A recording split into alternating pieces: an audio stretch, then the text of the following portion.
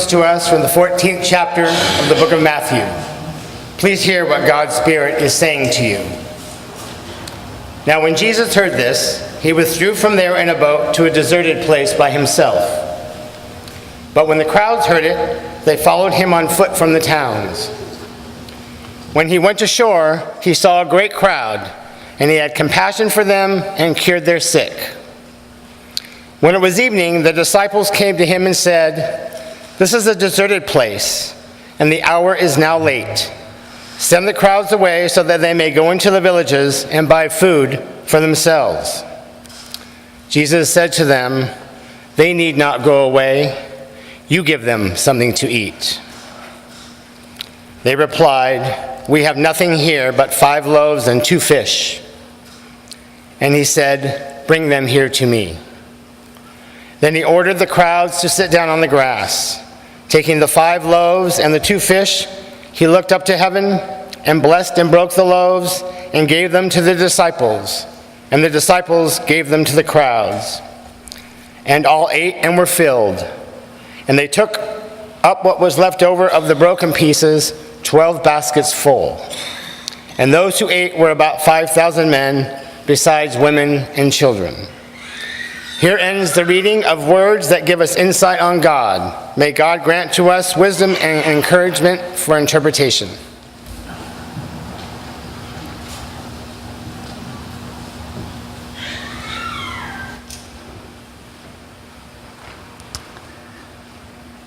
Well, I guess it's going to be another slim day today.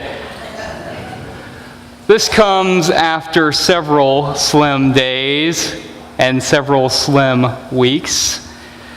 My name is Jonathan, and I fish for a living like my father and his father before him, and usually it's a pretty good life, but lately the sea has been unkind.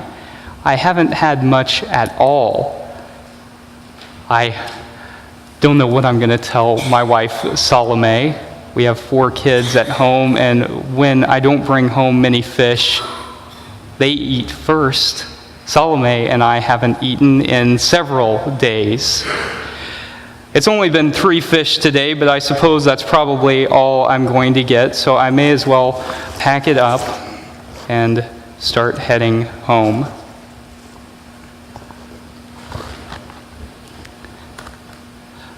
As I was walking home, I noticed a crowd.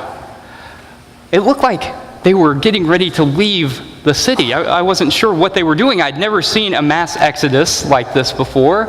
And I saw my friend, and I went to him and said, "Where is everyone going?" And he said, "They're going to hear a teacher called Yeshua, Jesus. We've heard that he's done incredible things throughout the land." Could that be true? Who could this be that could be drawing such large crowds who've never even met him? Now, I'm not the kind of person who usually gets excited about these kinds of things, but things have been a little desperate lately. And so I started to feel a surge of energy and of hope run through me. You know the feeling when in your head you know you probably shouldn't get excited because things might not work out. But your heart starts to beat faster, and you begin to long, and you begin to get your hopes up. I decided that I would go, and I saw my family waiting at the gates of the city. They had been watching, and I motioned for them to join me. And so we started traveling. As we were walking, people started to join us. They must have been from other villages and towns. And before long, there were more people than I could count. And my mind started to wander as I wondered who this Jesus was and what kind of things he could have been doing that sent such inspiration throughout the land. I looked around the group and I saw that it was very diverse. There were young people, there were people bent over with age, there were healthy people, there were some who were so sick that their friends were having to half carry them. There were some who looked well-fed and others who looked like they hadn't eaten in quite a while. And then I looked over to the fringes of the group, and I saw my children playing with the other children as they walked. They were skipping, and I felt that energy inside me, and I kind of started to skip myself, but I think I caught myself before anyone saw. And so we kept walking. And eventually we made it to the shore.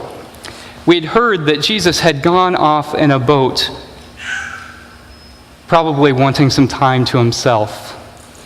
But there we stood, and off in the distance, we could see something. We thought it might be a boat. It started to come closer to us, and eventually we began to make out a figure. And it came still closer, and my friend, who had actually heard Jesus, cried out, "It's him! It's him! It's really him! He's coming!" He must have been moved by compassion, because the boat came ashore, and he got out of the boat, and he looked around and began to speak with people, began to talk with them. He went first to those who were sick, the ones that the rest of society wouldn't touch. Jesus hugged them and sat there with them. He didn't even ask them if they had a pre-existing condition first. He was simply there with them. And he traveled around to as many people as he could. He was gathering all afternoon with people. But I started to look around, and I noticed that it was getting darker, and realized that there was no way that he was going to be able to see everyone. And if I wanted to see him, I was going to have to make my way to him. So I started weaving through the crowds, trying to get to Jesus, and I got to where I could almost touch him. And I heard his disciples talking to him. They said, "Jesus, you've got to send everyone home. It's getting late, and people need to eat." And my heart sunk immediately, because I knew that there was nothing at home for me to eat. But then Jesus said, "Let them stay. You feed them." I couldn't tell exactly what they had, but I could see that they were getting things together. It couldn't have been more than 5 loaves of bread and 2 fish. It wasn't even enough for them to eat. I don't know how they thought they were going to feed all of us. But Jesus motioned for all of us to go and sit on the grass. And so we all found our place, and I sat there looking at him thinking, is this guy crazy? What is he going to do? There are more people here than I can count. There's no way that food is going to be enough. But he took a loaf of bread, and he lifted it up, and he said, "All that we have is a gift from God. And God provides for us even when it doesn't seem like there is enough. Thanks be to God." And then he looked around the crowd, and a small child caught his eye. She looked like maybe her family had fallen on hard times, like she hadn't eaten in a while. And he took the loaf of bread, he knelt down and gave her the whole loaf. And then he took another loaf of bread, and he gave thanks for it. And he gave it to someone who looked like they were especially sick. And he did that with all of the food that he had. And as I watched him, that same surge of energy, that same surge of hope began to run through me. And I realized that I had my bag with me, my bag of fish. And I opened it and I started to give it away. I only had 3 fish, not even enough for my family and I to eat. But I figured that it was more than we'd had before. And then something incredible happened. something that I can only describe as a miracle. I looked around, and the other people there began to open their bags and to share what they had brought with them. And some people even ran home and got stuff to share. People brought bread and fish. They brought vegetables and fruit, wine and water, and they shared it together. There was a fish fry, and it was a wonderful feast. It was the most incredible meal that I have ever had. Everyone contributed in some way. Not everyone could bring food, but some people helped to distribute, and others told stories, and others simply smiled in appreciation. It was wonderful. And Jesus taught us. We sat there and listened. He told us that if we lived each day like we had lived that day, it would change everything. For that is what the reign of God on earth looks like. When it became clear that it was almost time for him to leave, he asked all of us to stand up. And so we all stood up. We all stood up. And then he said, as he walked to the center of the crowd, "Turn this way." And everyone turned towards the center of the crowd. And he said, "Take the hands of those around you." And so we took the hands of those around us. And he said, "Friends, look around."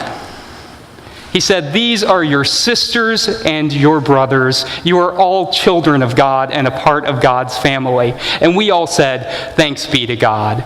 Thanks be to God." He said, "Friends, this is what the reign of God looks like in the world." And we said, "Thanks be to God." He said, "You are the light of the world. You are a city on a hill that cannot be hidden. You are God's presence in the world." And we said, "Thanks be to God." He said, "If you live each day like this day, it will change everything." And we said, "Thanks be to God."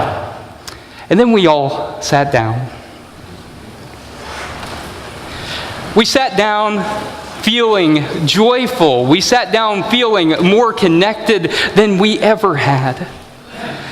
And for a while, some of us stayed and talked as Jesus and his disciples moved on. But eventually, we all had to go back to our towns and villages. And as we went back, we went with something new. A few hours ago, all I had were 3 fish and an empty stomach. But now I looked around and I saw family. I saw friends. I was more grateful for my family. I had a full stomach, at least in the moment. And I had something new. I had hope. And I realized that with that hope, if we really lived into God's calling, that we could change not only Galilee, but the whole world.